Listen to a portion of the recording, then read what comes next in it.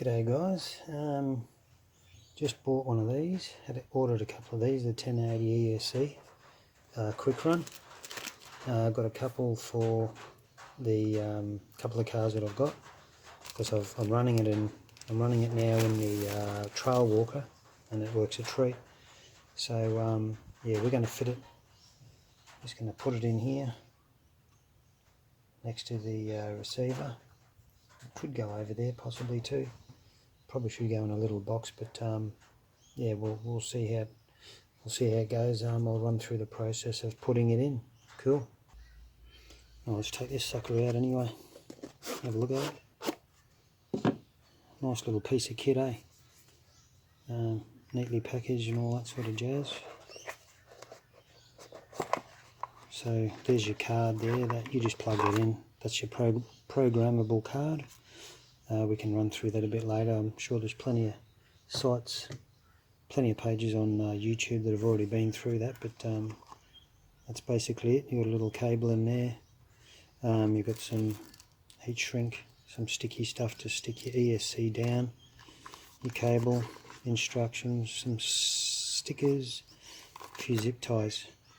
Already got one anyway, but you get one with every one of them obviously, but yeah, already got that stuff.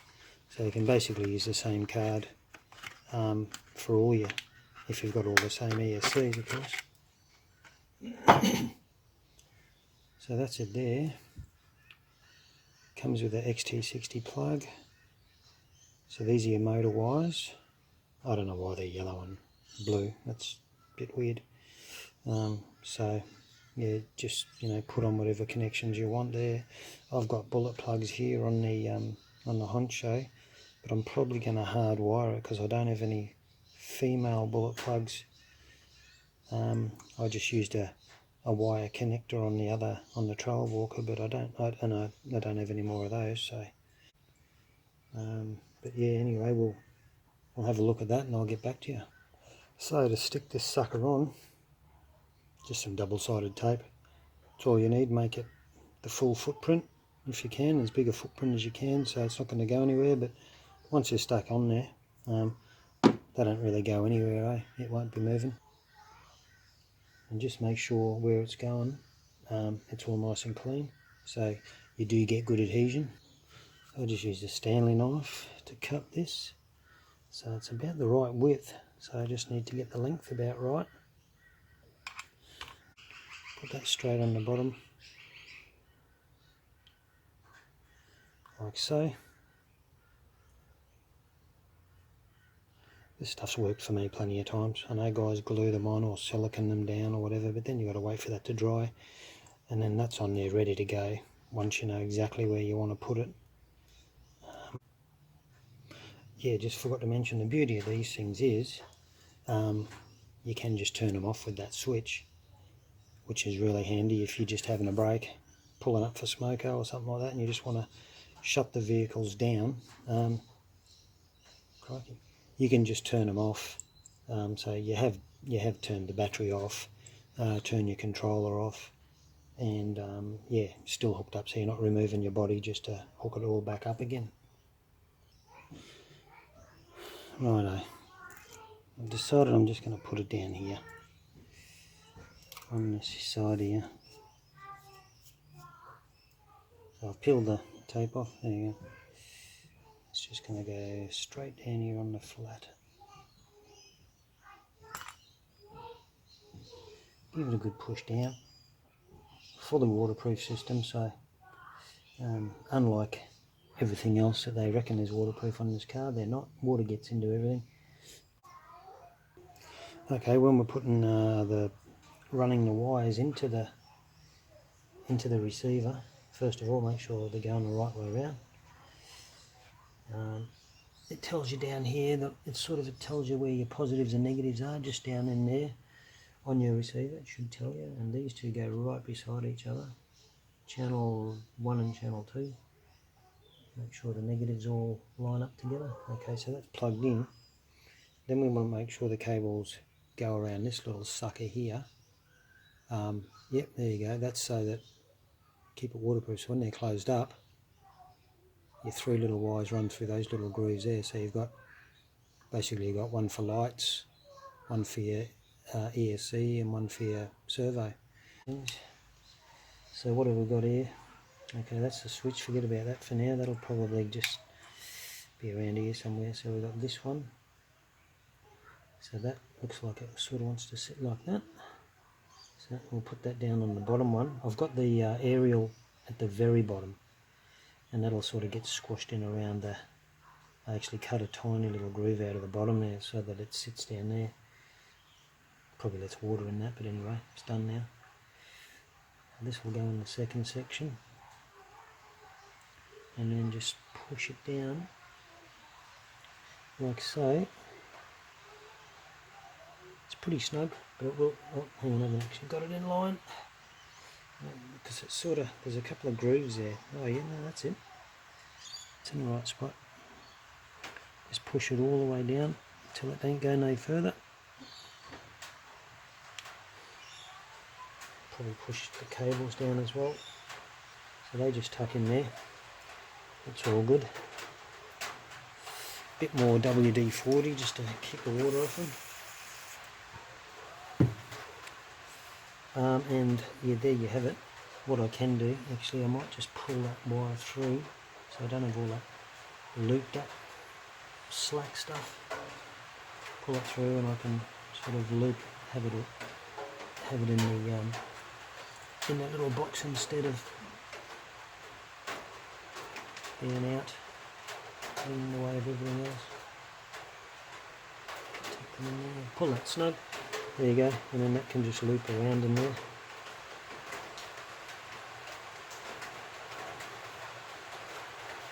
Tuck that in there. Put the cap back on. The cap's got a little seal around the top of it as well, so we'll get that back on and go from there. Just a little tip too, with these things, they're normally just that shiny blue aluminium, which they're just way too slippery, so I just use some silicone tape. Get it from any sort of hardware store. Once you start it, you stretch it and then you wrap it around, and then you just finish it off, and it's a lot grippier than what was there before. Yeah, so I cut just a wrap. I sort of went down and then back up, I think, and yeah, heaps grippier, a little bit thicker too, so you get a bit of grip. So guys, what I've decided to do, I'm going to use the bullet connectors for here. I'm just going to strip a bit of wire off those, solder them to these, and then I've got some heat shrink here, just going to run that over the joins. I think that's probably the way to go.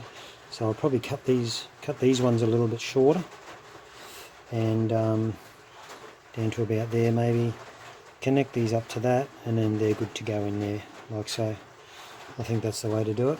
So I've got my soldering iron over there ready to go, getting warm, so we'll get underway shortly, get some other bits and pieces together. Okay, so we'll strip these ones back. Just take a bit of a guess as to what size. Go back to about there. Not too big, maybe 5mm. Back to about that. Like so. Same again for the other one.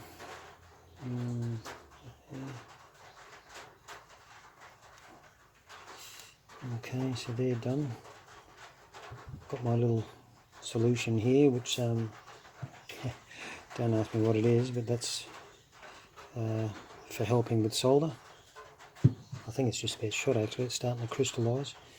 Got my row of, or my solder rod there. We just need to cut these ones to a certain length. That's going to go on there now, so probably about there. It's cutters. Always make them a bit longer than your first thing. That one there. Same for this one.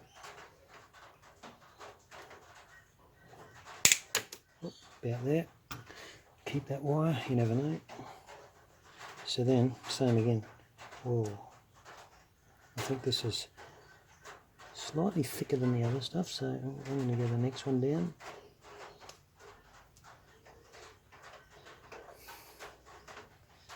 and then from there we will just seal these ends up.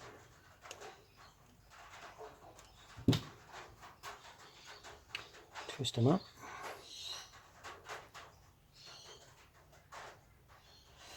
Like so. And the next thing I do, dip them in there, just do one at a time, dip it in that.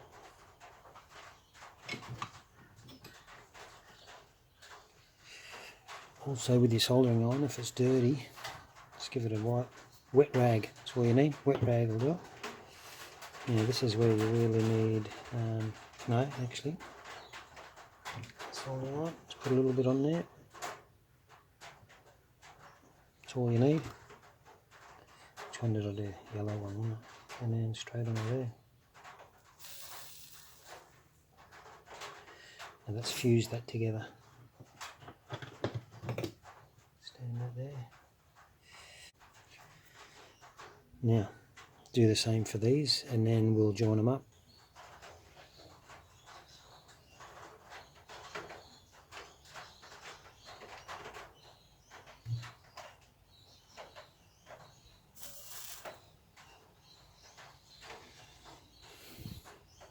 That's how it should look when it's done. Can't focus on it, alright. Alright, let's give this a crack. So red is yellow on the ESC. So I've got my heat shrink. Make sure your heat shrink is on the pipe, on your lead first. And then it's just a matter of joining these up. Like so. Join them up, blow on them. Okay, it's not the neatest join, but it's strong. That ain't pulling apart. Alright, so that one's done. Piece of piss. Okay, now your next handy tool is one of these. A heat gun. Alright. Basically, it's going to blow hot air. And that is for our heat shrink. Let's make sure I've got red on red. Yep. So what we do, that just basically slides over that. Actually, I've got a daggy bit there. So what I like to do is just file those down. Or in this case, sometimes you can just squeeze them up with a plier just to take that daggy little lump off. There we go. Sort of squashed it down. That's all we need to do. Then we slide this up to here. So it's about halfway. And then we get the heat gun under it. Doesn't take long. One high.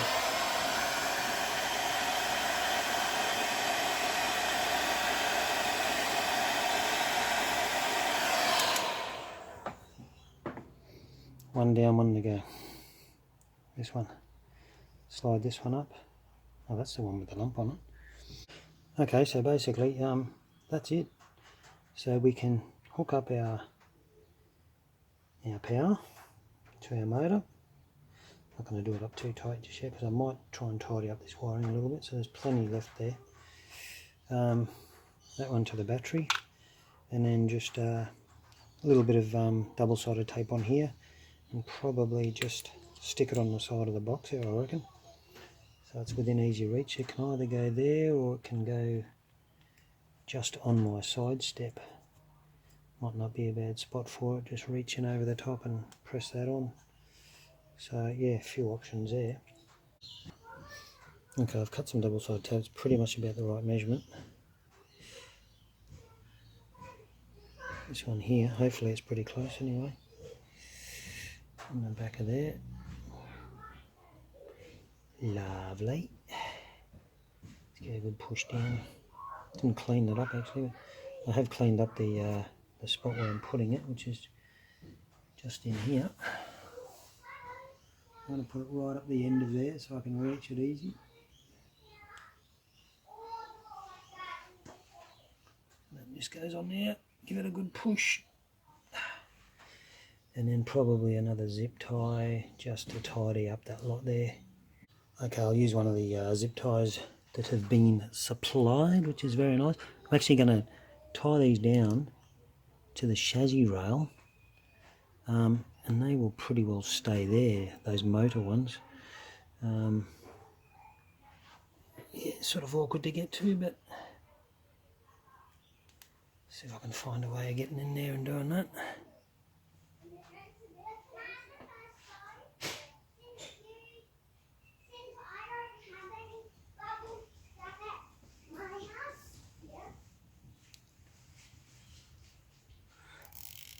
Alright, so that should hold them down there in place. Let's bring it down in. Have a look, sort of where I've put it. Just right in there like so. Snip that tag off. Okay, that's good. Pretty happy with that. Keeps them down. And then these are free to sort of go wherever, really. Usually I end up wrapping them around there and going to the battery. Let's see what we can come up. My most common battery that I use is one of these, so it's a 3 cell, so it's got plenty of grunt and this will last you a good few hours. So that can go in maybe like so, with my bit of carpet on the side. Usually tuck it up towards the back, so then that can tuck down over there. Keeps all the cables in check, including the charging cable. And then voila, straight onto there. Beautiful. That'll do that. Kids are on the trampoline. So I think that looks pretty neat, eh? What do you reckon? Let me know anyway in your comments if you do something different or not. But that's all I could come up with in a bit of a hurry, because as usual you always want to get the gear on your car as quick as possible. And then the next thing will be actually just plugging in the card into here and programming it. First though, I might give it a run and see if it actually all works. Okay, turn it on, turn the Honcho controller on. Okay, it's got to be programmed, it's got to be calibrated in, so that's cool.